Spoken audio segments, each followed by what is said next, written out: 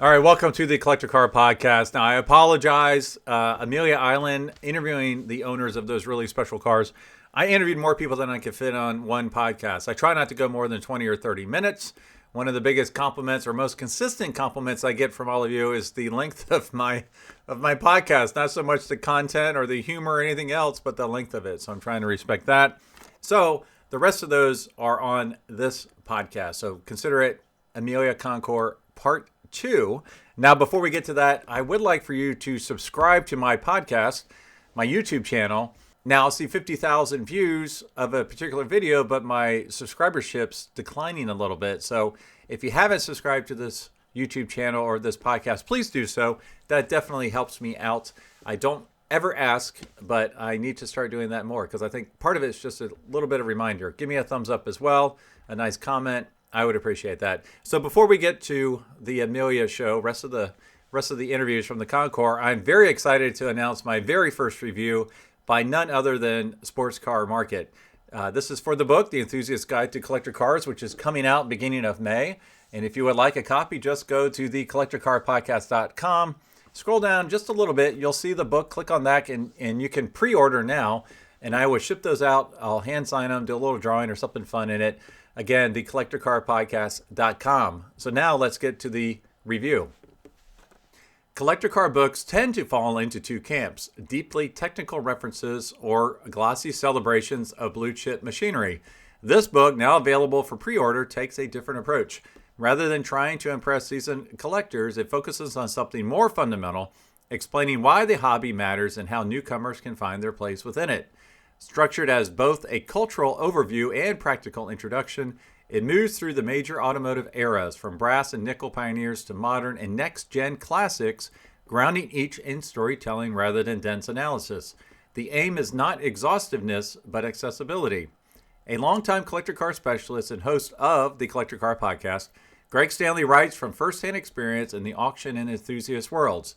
This is not a book for the hardened blue-chip buyer. It is clearly geared towards emerging enthusiasts who may follow auction headlines or attend Cars and Coffee, but are unsure how to engage more deeply. Stanley avoids hype and insider jargon, instead emphasizing context, personal connection, and the culture surrounding the cars. He addresses practical realities such as documentation, restoration cost, event eligibility, and long-term ownership, while also explaining how auctions function and how tastes shift across generations. Recurring features include spotlight cars, why a new enthusiast should care, and the tiered collector's ladder provide examples across a range of price points and illustrate how interests can evolve over time. The goal is not to create experts overnight, but to give readers a framework and vocabulary that makes the hobby feel less intimidating. A particular strength is the insistence that collecting is not defined by price or prestige. Stanley does not prescribe what to buy. Instead, he encourages readers to discover their own connection to cars and to view collecting as a personal journey shaped by curiosity, history, and community. So I could not have asked for a better review. Benjamin really captured what I was hoping to do with the book, so I'm very thrilled to have his perspective, that he took the book the way that I meant for it to be taken. And you can see that in the May issue of Sports Car Market, which is out now electronically. As this post, it should be coming to your mailbox anytime soon. And if you're traveling, they are in all the major airports. So again, thank you to Benjamin, and thank you to Sports Car Market and Keith Martin. Every car in your garage tells a story: where it's been, how it's been maintained, and what makes it truly yours. Carport gives you a simple digital garage to document, organize, and manage your vehicles all in one place. Track service history, store important records, and keep your collection dialed in with confidence. From your daily driver to your dream car, Carport keeps everything in order so you're always ready for the road. And best of all, it's free to use and is 100% private. To learn more, go to carport.app. Every garage is a mirror of the mind that builds it. The garage becomes a quiet dialogue between who you are and what you craft. A garage is where work becomes meditation and solace, where mechanical truth becomes mental clarity. Some people go to offices, some go to mountains, others go to garages. At Metron Garage, we build for people who do all three. Give us a call to get started. If you own a collector car, you already know it deserves more than a standard insurance policy. NCM Insurance specializes in agreed value coverage designed specifically for classic collector and enthusiast vehicles. From weekend drivers to serious collectors, they understand how these cars are used, stored, and protected. To learn more about protecting your collector car the right way, visit ncminsurance.com. Coverage built for the cars you care about. Imagine a journey so rare it only happened once. That's the spirit behind Once. Exclusive, one-time only adventures that will never be repeated. Our next experience, American Muscle Legends, takes you trackside with the most iconic cars in history, complemented by luxury accommodations and behind-the-scenes access you simply can't buy. Spots are limited. When it's gone, it's gone. You can learn more at discoveronce.com/muscle. All right, I got a previous podcast guest here, Eric Lipper. How you doing, buddy? Doing great. Thanks for coming. Now, I had heard the world's most expensive Opel would be at Amelia Island, and now I find you're in front of this car. Here we go. Tell us about it. Tell us, why is this one so special? So this is a 1972 Opel GT that we did a complete rotisserie restoration on. I'm selling it as the last new 72 Opel GT because we did it with all NOS parts. NOS meaning new old stock. So Yes, sir. if there's a part on this car, it's from the day that this car was built. Yes, sir. Wow. Date code correct. Date code correct, everything. Yeah. And there's parts on this car that nobody's ever seen. Like, if you look down in the grill at the bottom, you see this piece of chrome here at the base of the grill? That's chrome over plastic. This piece flew off of every one of these Opel GTs within about 6 months. We found one. It's the only one anybody's ever seen. Put it on the car. Now, did it normally have, what's the, looks like a tow hook up there. What is that? It is. That's its tow hook. Because they broke down a lot? Yeah. Well, it's a 90 horsepower car or less, right? So why make the best Opel in the world? You know, my uncle had one, and I went down to McAllen, Texas one weekend to go to the air show, and he took me in the car. It's the first sports car I ever rode in. There we go. And so I'm That's like, the connection. I gotta have an Opel. Now, can you do the party trick with the headlights? 'Cause Absolutely. Now, you never see that. This is the only car that the headlights work this way. So here we go. Here we go. Don't fail me now. Hey, hey, hey. All right. So what do you mean it's the only one that does it this way? You mean production-wise? Production-wise, they rotate, you know, Instead of doing the flip up. longitudinally with the car, and they're done mechanically.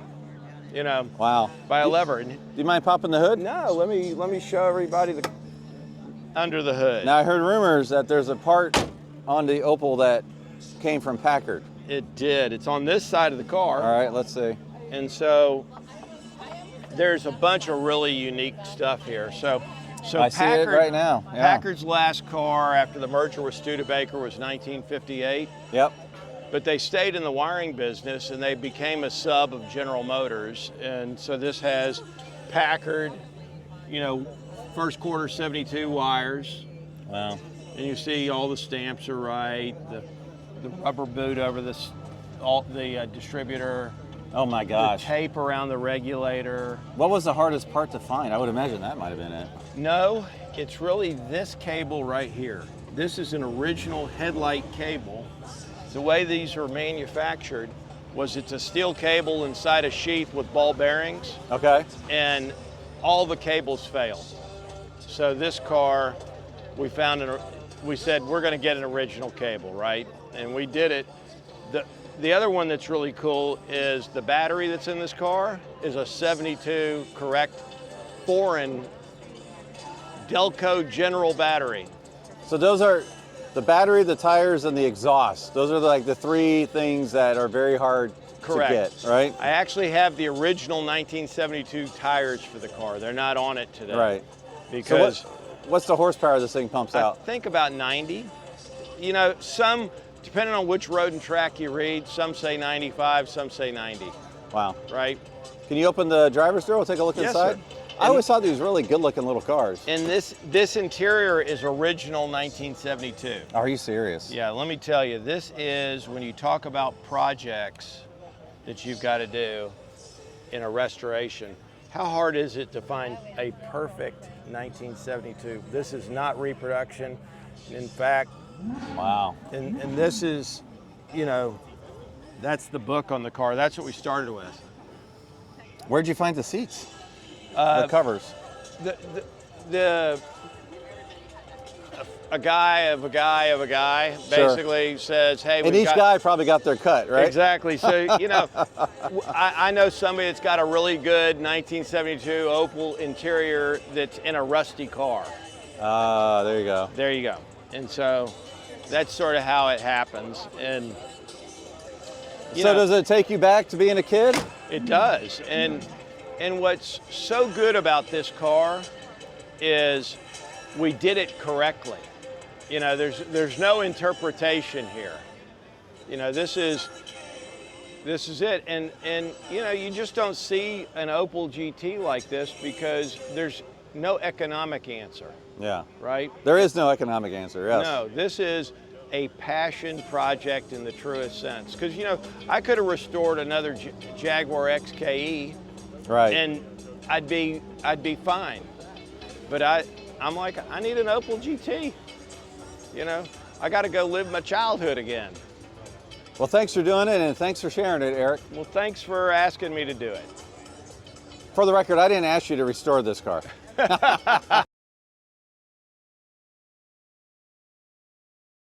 All right, Bill, we're at the Amelia, and you brought an incredible Duesenberg that has an incredible story. So what can you tell us about it? Right. Thanks for stopping by Yeah. to see us. It's a 1932 Duesenberg. My grandparents, William and Catherine Goodwin, bought the car in 1953. Oh my goodness, wow. And it was in Fort Wayne, Indiana, and that's where they saw the car and bought it then. But it previously belonged to L.B. Manning, and Mr. Manning was on the Auburn Automobile, president of Auburn Automobile, and on the Duesenberg board, and great friends with E.L. Cord. So we have a great picture of Mrs. Manning in the car in California. I believe they lived in the Los Angeles area. Now, So- back when your grandparents bought this car, Yes. that was, granted it was a used car, but it was still probably incredibly special. And like, what made them want to buy it in the first place? Well, my grandparents always liked history, and they had a couple, I'll call it brass cars, but this was just a used car. Nobody wanted Duesenbergs. They were only 20 years old. Right. So it is an Indiana car, and they liked Indiana and liked the history that went with it, and I think that's why, yes. Now, I must point out you have a matching shirt, which is saying a lot because of the colors. Well, my wife dressed me. Oh, nice. I'll give nice. credit to Sonia. So what, are these the factory colors on the car? You know, we're not sure. It was this color when we got it in 1953. Okay. And we just put a new interior in it last year, and we couldn't decide on what color to put in the car. And my wife walked in one day with a pair of boots on, and I said, stop, that's it. So we copied her boot color.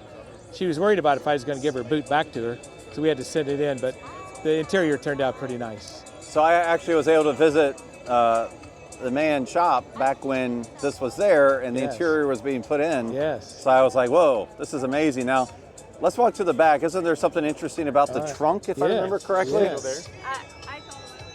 So this is back when trunks were actually trunks. They were actually trunks, and from my understanding from Randy Ema, the Duesenberg historian, that this was the only Duesenberg made with a wooden trunk.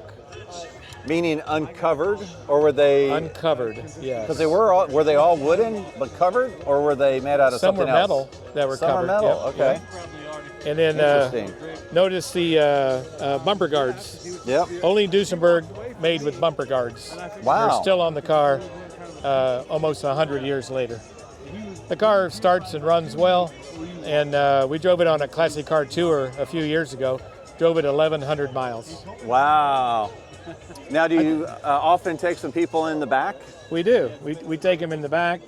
You have to get in the back this way, raise up the dual cowl, Oh yeah. open the door to get in.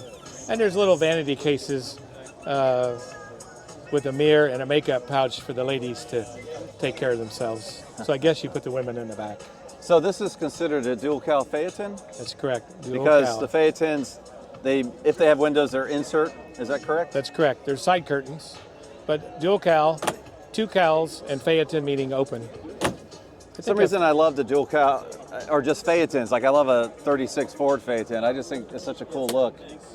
And honestly, this is the Duesenberg I would want, because in my mind, if you're going to have such an amazing car like this, you want to share it with your friends. You know, I know the big dollar ones are the 2-seaters, but I would much rather have a 4-seater Phaeton. That would be really cool. Well, thank you. And let me have Sonia.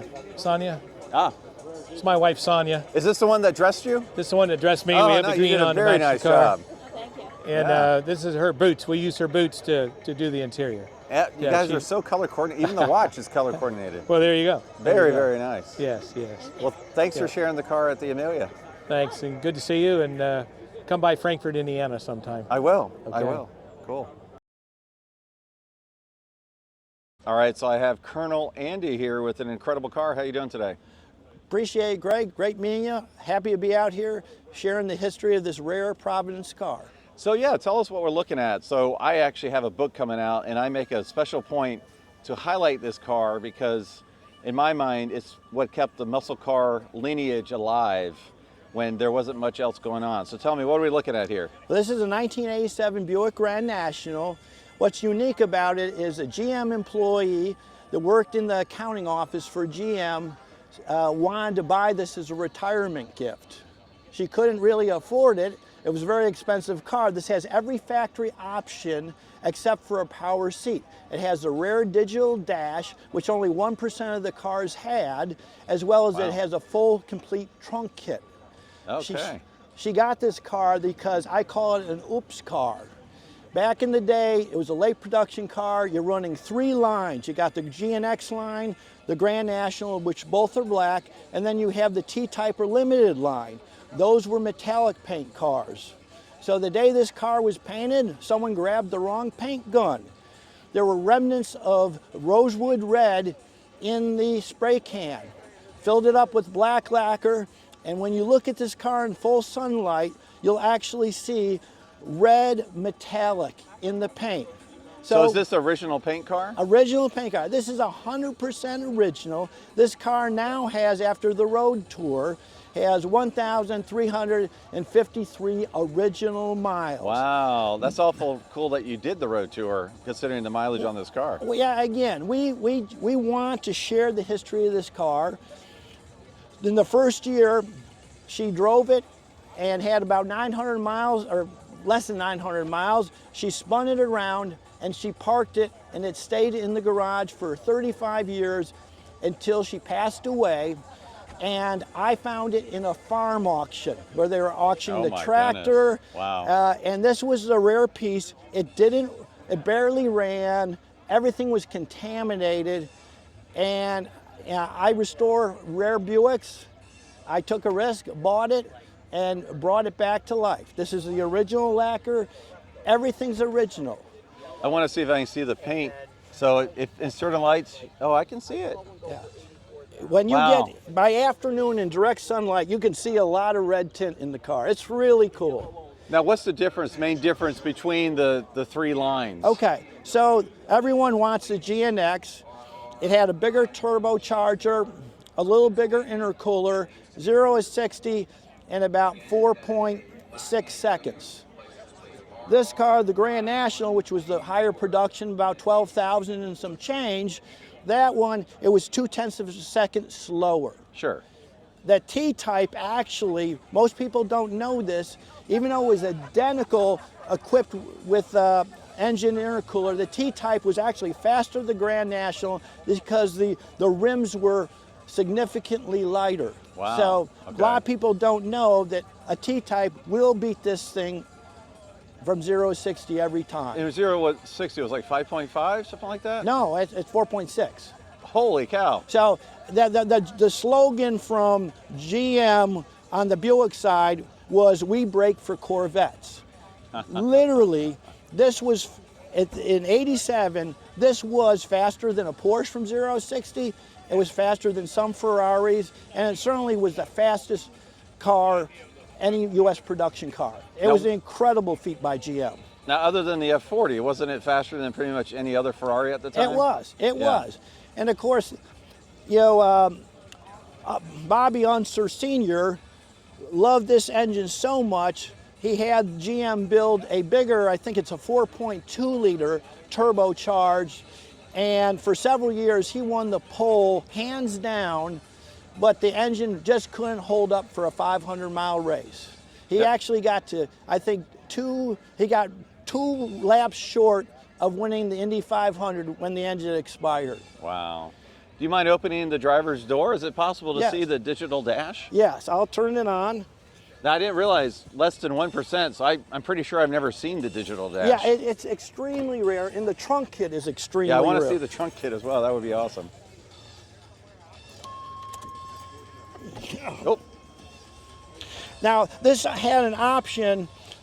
You could either have your digital dash could be in Canadian, in liters, or it could be in US. I leave it in Canadian, or I say liters, because it's kind of cool. You don't see that. So you're going to see it. We have 61 liters of glass in the car. Do you mind popping the trunk? Yes. When you're showing cars like this, it's all about the provenance. So again, the history of this car is significant when it comes to judging. When you look in the trunk, besides having the upgraded kit, here are the original temporary tag for the car. It was Z-barred, which of course no one wants to Z-bar the car. Yeah. And the dealership sticker. Oh, that's cool. And of course, we brake for Corvettes. Those are the original books with the car. I still have all 4 original tires, but it's not safe to actually drive on them. So the trunk kit is all the extra material? This is all, it's an upgrade material, and this is where the spare tire was. It looked like an unmade bed, the factory original. So this is a really all the cool. original stickers up there and everything. Now, bringing it out of Main Beach yesterday? What's that? Were you at Main Beach yesterday? Yes. Yeah.